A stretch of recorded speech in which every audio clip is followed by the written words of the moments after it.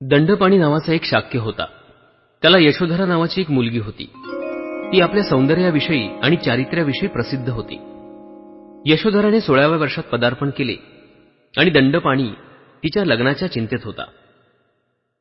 त्यावेळेच्या प्रथेप्रमाणे दंडपीने आपल्या मुलीच्या स्वयंवरात भाग घेण्यासाठी शेजारच्या सर्व देशातील युवकांना निमंत्रण धाडले होते.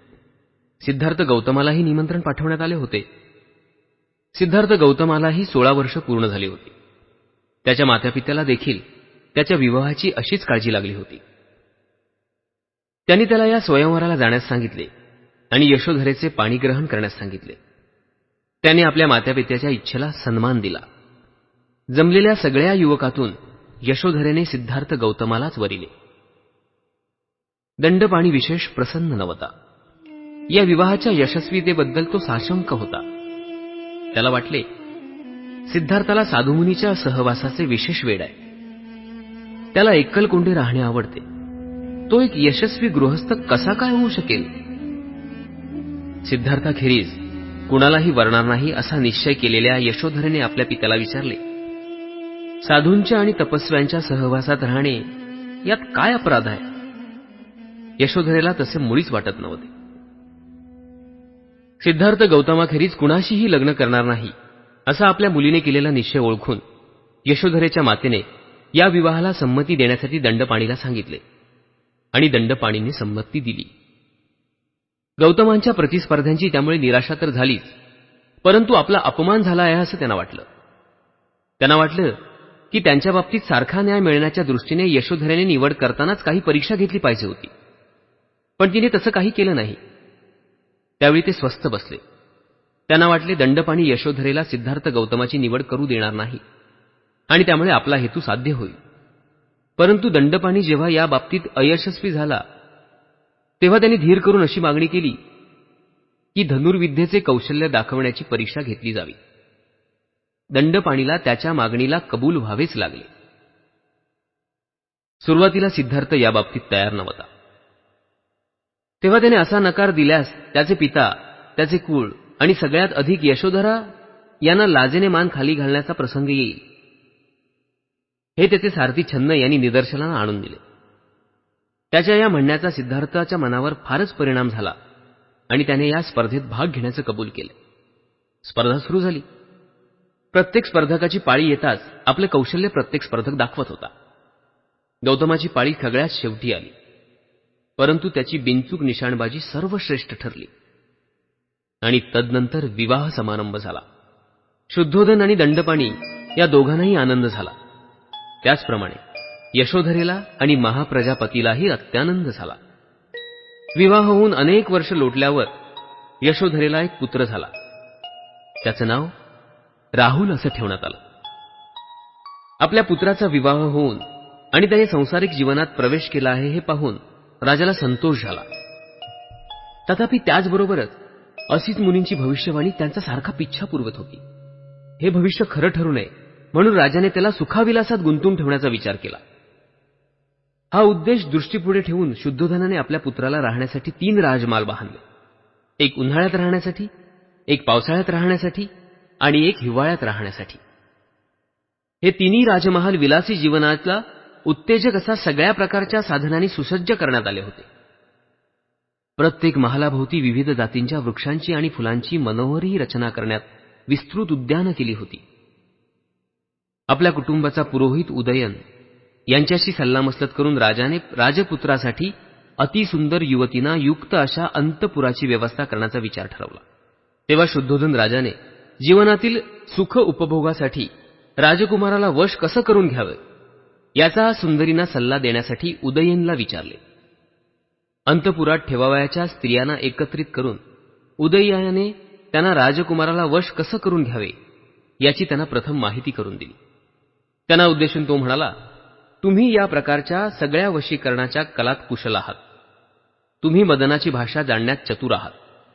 तुमच्या ठाई सौंदर्य आणि आकर्षणता परिपूर्ण आहे. तुम्ही तुमच्या कसबात वाकबबार आहात. तुमच्या कलागुणांनी ज्यांच्या ठाई काही वासना शिल्लक राहिलेली नाही अशा योग्यांचं सुद्धा तुम्ही चित्त अस्वस्थ करू शकता आणि ज्यांना केवळ स्वर्गीय अप्सराच भुलवू शकतात अशा देवांना सुद्धा तुम्ही आपल्या मोहपाशात गुरफटवून टाकू शकता.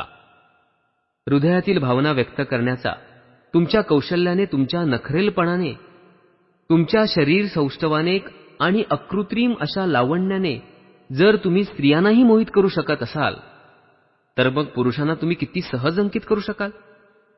आपल्या क्षेत्रात अशा प्रकारे कुशल असलेल्या तुम्हाला राजपुत्राला जिंकून त्याला तुमचा बंदी करणे आणि प्रेमारज्जूने बांधून तुमचा त्याला अंकित करून ठेवणे असाध्य नाही. या बाबतीत तुमच्या हातून एखादी पित्रेप्राणाची कृती लज्जेने डोळे मिटणाऱ्या एखाद्या नववधूला शोभेल, पण तुम्हाला शोभणार नाही.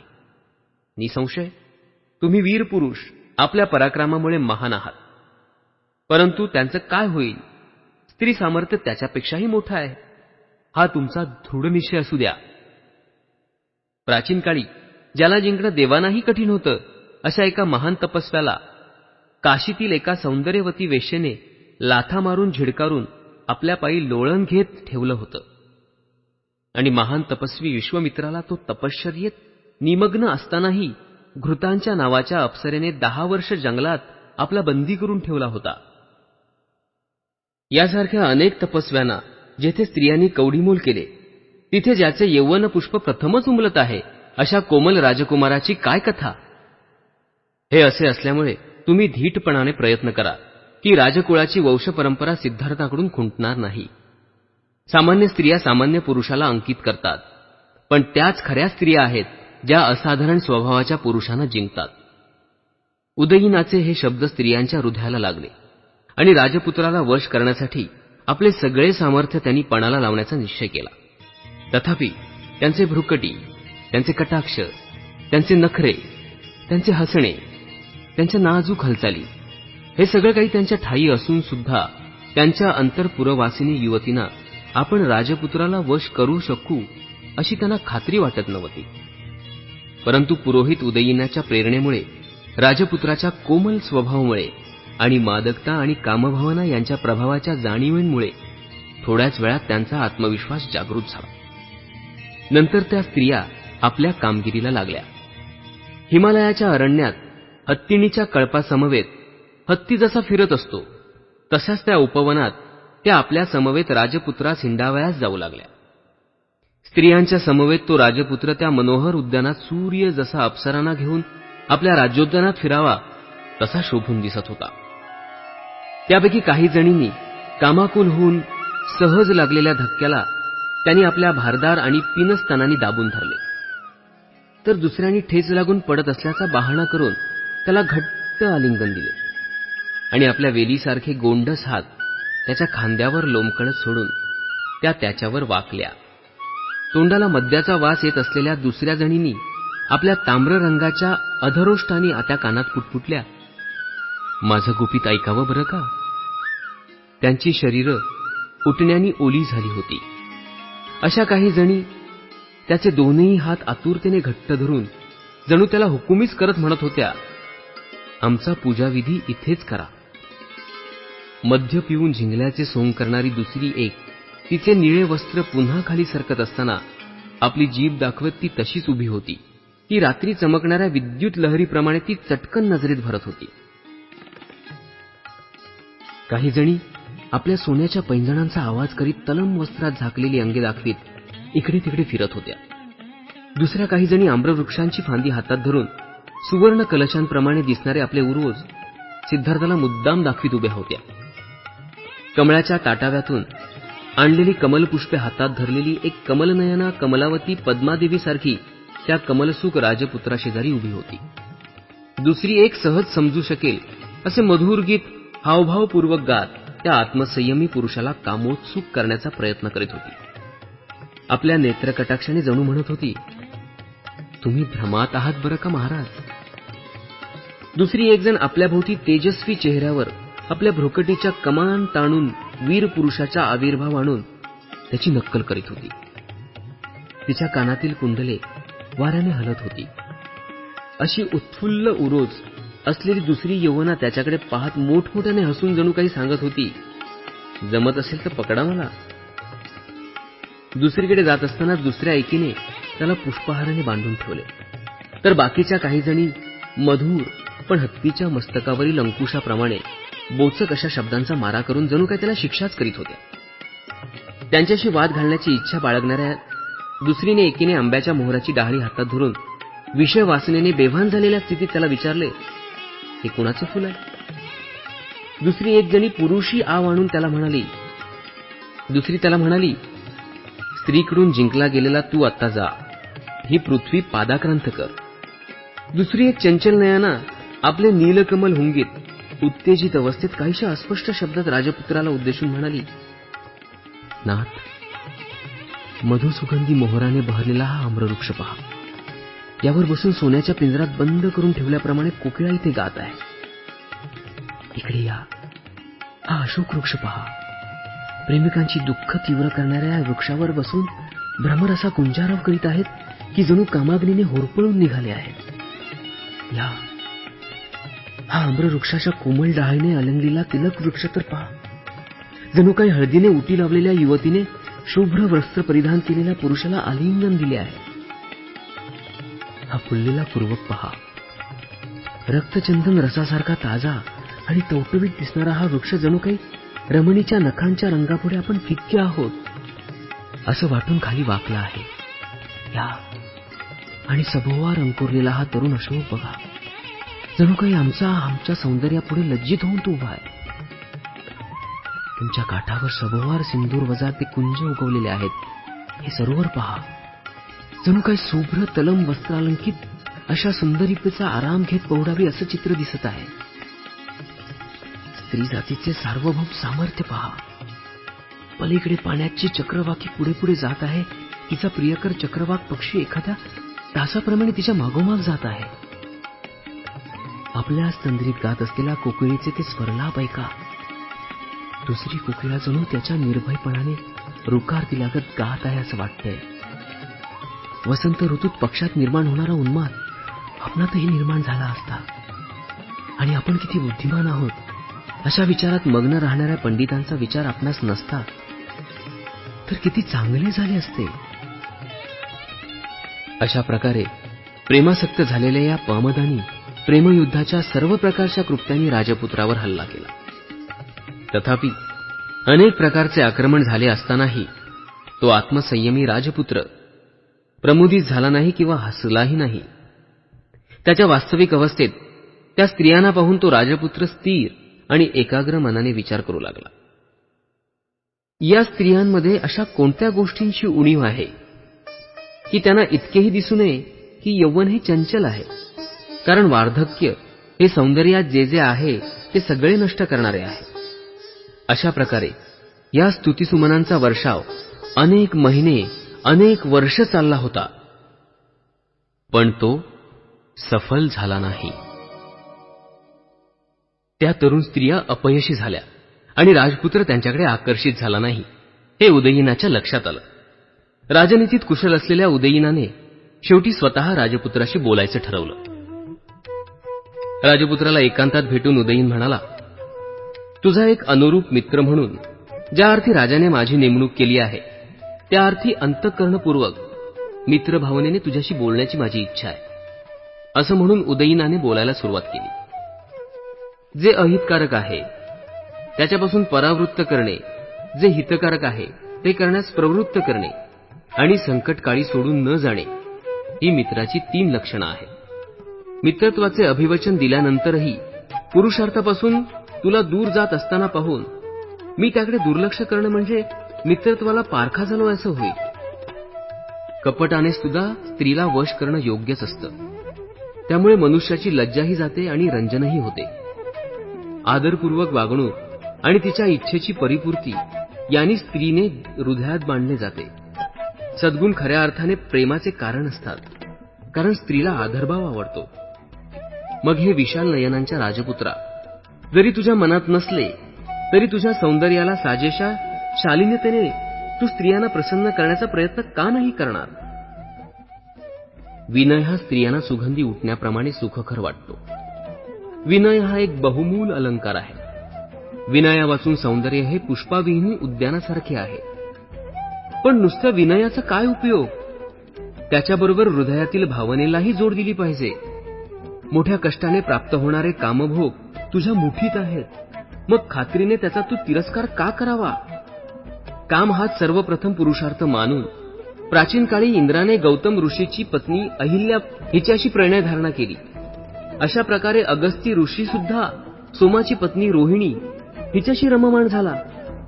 आणि श्रुती सांगतात लोपामुद्रेची सुद्धा तीच गत झाली. महान तपस्वी बृहस्पतीने अवथात त्याची पत्नी मरुताची कन्या ममता हिला बघून भारद्वाजाला जन्म दिला. श्रेष्ठ दाता चंद्राने बृहस्पतीच्या पत्नीला ती अर्धप्रदान करीत असताना ग्रहण करून तिच्या ठायी दिव्य बुधाला जन्म दिला.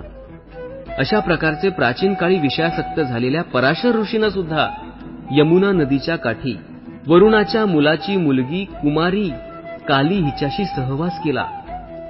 कामातूर वशिष्ठ ऋषीने अक्षमाला नावाच्या एका खालच्या जातीची हीन स्त्रीला रथ होऊन कमिलापाद नावाच्या पुत्राला जन्म दिला. आणि वार्धाक्याने गलित गात्र झालेला असतानाही राजश्री ययाती चित्रवधाच्या अश्वाकी अप्सरेबरोबर रममाण झाला. आणि पत्नीशी संभोग केल्याने आपला मृत्यू ओढवेल हे जाणत असून सुद्धा कौरवनेश पंडू माद्रीच्या सौंदर्य गुणावर मुग्ध होऊन विषय सुखाच्या अधीन झाला. यासारख्या अनेक महान पुरुषांनी सुखासाठी निंदीय काम उपभोगाचा अवलंब केला, तर मग जो भोग प्रशंसनीय आहे अशांचा अवलंब करणं किती सुखद होईल. आणि असं असताना तुझ्यासारखी शक्ती आणि सौंदर्य संपन्न युवकाने ज्या सुखाच्या अधीन सगळं जग आहे आणि ज्या सुखांवर स्वभावता तुझा हक्क आहे त्या सुखाची उपेक्षा करावी हे आश्चर्यच आहे.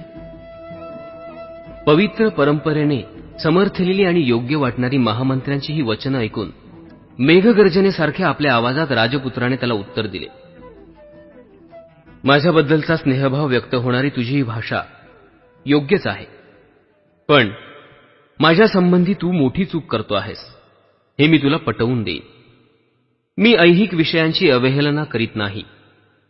सर्व मानव मात्र त्यात गुरफटलेला आहे हे मला माहीत आहे. पण जग हे अनित्य आहे याची जाणीव असल्यामुळे माझं मन त्यात रमत नाही. यद्यपि हे स्त्री सौंदर्य कायम राहिले तरी सुद्धा विषय उपभोगातच आनंद मानून राहणे सुज्ञ माणसाला शोभणारं नाही. आणि जरी तू म्हणत असलास की थोर महात्मे सुद्धा विषय वासनेला बळी पडत असले तरी त्यांच्या उदाहरणाला भुलू नकोस, कारण त्यामुळे शेवटी त्यांचा नाशच झालेला आहे. जिथे सर्वनाश आहे किंवा जिथे ऐहिक सुखाचा मोह आहे अथवा जिथे आत्मसंयमनाचा अभाव आहे अशा ठिकाणी खरीखुरी महात्मता असूच शकत नाही. आणि स्त्रियांशी वरकरणी प्रेम करून वागावे असं तू जे म्हणतोस तेव्हा ते वरकरणी प्रेम जरी आदरपूर्वक असले तरी मला त्याची गोडी वाटत नाही. जेथे खरेपणा नसेल तेथे स्त्रीची इच्छापूर्ती करण्यातही मला मुळीच आवडणार नाही. जर संयोग मनापासून आणि नैसर्गिक नसेल तर त्या संयोगाचा मी धिक्कार करतो असंच मी म्हणेन. मन विषयाधीन झाले असेल, मिथ्यत्वावर विश्वास ठेवणारे असेल, विषयवस्तूचे दोष न पाहणारे असेल तर मग अशी वंचना करून घेण्यात काय अर्थ आहे. आणि विषय वासनेचे बळी जर एकमेकांची फसवणूक करू लागले तर ते पुरुष आणि त्या स्त्रिया एकमेकांकडे पाहण्यासाठी अपात्र आहेत असंच नाही का. या गोष्टी अशा असल्यामुळे मला खात्री आहे अशा नीच विषय भोगाच्या कुमार्गाकडे तू मला नेणार नाहीस. राजपुत्राच्या या दृढ संकल्पनाने उदयीन निरुत्तर झाला. त्याची ही सगळी हकीकत त्याच्या पित्याला राजा शुद्धोधनाला निवेदन केली. आपल्या पुत्राचे मन सर्व प्रकारच्या विषय उपभोगापासून परावृत्त झाले असल्याचे पाहून शुद्धोधनाला निराश वाटले. सबंध रात्र त्याला झोप लागली नाही. हृदयात बाण रुतल्याप्रमाणे हत्तीसारखा तो विभळू लागला. राजपुत्र सिद्धार्थाला भोगमय जीवनाच्या सुखाकडे आकर्षित करण्याचा मार्ग शोधण्यासाठी आणि आपल्या जीवनाला ज्या प्रकारची कलाटणी देण्यासाठी तो संभव होता त्यापासून त्याला परावृत्त करण्यासाठी राजा शुद्धोधनाने आपल्या मंत्र्यांसह विचार करण्यात पुष्कळ वेळ खर्च केला. पण आतापर्यंत योजलेल्या उपायांखेरीज दुसरा कोणताही उपाय त्याला सुचला नाही. आणि ज्यांच्या पुष्पमाला आणि अलंकार व्यर्थ ठरले, ज्यांचे हावभाव आणि लाडीगोडी निष्फळ ठरली, अशा आपले रतिभाव हृदयात लपवून ठेवलेल्या त्या युवतींचे ते अंतःपुर विसर्जित करण्यात आले. शाक्यांचा एक संघ होता. वयाची 20 वर्ष झाल्यावर प्रत्येक शाक्य तरुणाला संघाची दीक्षा घ्यावी लागत होती. असे संघाचे सभासद व्हावं लागत होते. सिद्धार्थ गौतमाला 20 वर्ष पूर्ण झाली होती. संघाची दीक्षा घेऊन त्याचे सभासद होण्याचे वय झाले होते. शाक्यांचे एक सभागृह होते. त्याला संथगार म्हणत. ते कपिलवस्तू नगरात होते. संघाच्या सभाही त्याच सांथसागरात होत असत. सिद्धार्थाला शाक्य संघाची दीक्षा देण्याच्या हेतूने शुद्धोधनाने शाक्यांच्या पुरोहिताला संघाची सभा बोलवण्यास सांगितले. त्यानुसार कपिलवस्तू येथील शाक्यांच्या संतसागरात संघाची सभा झाली. सिद्धार्थाला संघाचा सभासद करून घ्यावे म्हणून पुरोहिताने संघाच्या सभेत ठराव मांडला. तेव्हा शाक्यांचा सेनापती आपल्या जागेवर उठून उभा राहिला. संघाला उद्देशून तो पुढीलप्रमाणे भाषण करू लागला. शाक्य वंशातील शुद्धोधन कुळात जन्मलेला सिद्धार्थ गौतम संघाचा सभासद होऊ इच्छितो. त्याचे वय 20 वर्ष झाले असून तो सर्व दृष्टीने या संघाचा सभासद होण्यासाठी पात्र आहे. म्हणून त्याला या संघाचे सदस्य करून घ्यावे असं मी तुम्हाला सुचवतो. माझी अशी प्रार्थना आहे, या प्रस्तावाच्या विरुद्ध जाणाऱ्यांनी आपले मत व्यक्त करावे. या सूचनेविरुद्ध कोणीही काही बोलले नाही. सेनापती पुन्हा म्हणाला, मी दुसऱ्यांदा सांगतो, जो कोणी या ठरावाच्या विरुद्ध असेल त्याने आत्ता बोलावे. ठरावाविरुद्ध बोलण्यास कुणीही उभे राहिले नाही. सेनापतीने पुन्हा म्हटले, मी तिसऱ्यांदा सांगतो आहे, जो कोणी या ठरावाविरुद्ध असेल त्याने बोलावे. तिसऱ्या वेळी सुद्धा कुणीही ठरावाविरुद्ध बोलले नाही. शाक्यांचा नियम असा होता की एखाद्या ठरावाविषयी त्यांच्या संघात कोणतीही चर्चा होत नव्हती व कोणतेही ठराव 3 वेळा संमत झाल्याखेरीज तो ठराव संमत झाला असे जाहीर करता येत नव्हते. सेनापतीने मांडलेला ठराव 3 वेळा बिनविरोध संमत झाल्यामुळे सिद्धार्थाचा शाक्य संघात अंतर्भाव करून तो संघाचा सदस्य झाल्याचे जाहीर करण्यात आले. तदनंतर शाक्यांचा पुरोहित उभा राहिला आणि त्याने सिद्धार्थाला आपल्या जागी उभा राहण्यास सांगितले. सिद्धार्थाला उद्देशून तो म्हणाला, तुला सभासद करून घेऊन संघाने तुझा बहुमोल असा सन्मान केला आहे असं तू मानतोस ना? नक्कीच. होय महाराजा, सिद्धार्थ उत्तरला. संघाच्या सभासदत्वाची बंधने तुला ठाऊक आहेत?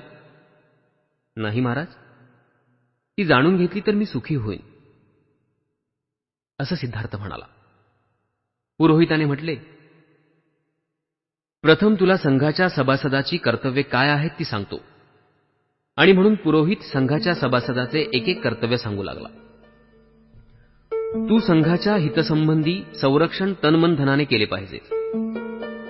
संघाच्या सभामधून तू कधीही गैरहजर राहता कामा नये.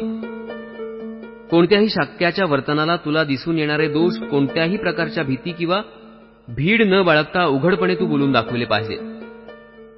तुझ्यावर कोणी दोषारोप ठेवला तर तू रागावून जाता कामा नये. पण जर तू अपराधी असशील तर तू तसं कबूल केलं पाहिजे. अथवा निरपराधी असशील तरी तू तसं सांगितलं पाहिजेस. पुरोहित पुढे म्हणाला, यानंतर मी तुला संघाच्या सभासदत्वाला तू अपात्र कसा ठरू शकतोस हे सांगतो. ते पुढे म्हणाले, तू बलात्कार केलास तर तू सभासद राहू शकणार नाहीस. तू कोणाचा खून केलास तरी संघाचा सभासद राहू शकणार नाहीस. तू चोरी केलीस तरी संघाचा सभासद राहू शकणार नाहीस. तू खोटी साक्ष दिलीस, त्याच्यावर तुझा आरोप सिद्ध झाला तरी तू संघाचा सभासद राहू शकणार नाहीस. सिद्धार्थाने म्हटलं, महाराज, शाक्य संघाच्या शिस्तपालनाचे नियम मला सांगितल्याबद्दल मी आपला कृतज्ञ आहे. मी या नियमांचे, त्यांच्या शब्दन आणि शब्दांचे आशयासहित पालन करण्याचा अधिकाधिक प्रयत्न करेन अशी तुम्हाला खात्री देतो. सिद्धार्थाला शाक्य संघाचा सभासद करून घेतल्यानंतर 8 वर्ष लोटली. संघाचा तो एकनिष्ठ बाणेदार असा सभासद होता. स्वतःच्या खासगी कामात तो जेवढा लक्ष देत असे तेवढंच तो लक्ष संघाच्या कार्यात घालीत असे. संघाचा सभासद म्हणून त्याचे वर्तन आदर्श असे होते. त्यामुळे तो सगळ्यांना प्रिय झाला होता.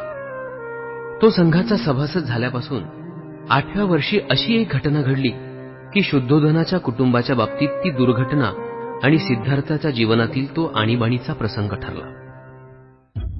त्या दुःखांतिकेचा आरंभ असा झाला. शाक्यांच्या राज्यांच्या सीमेला लागून कोलियांचे राज्य होते.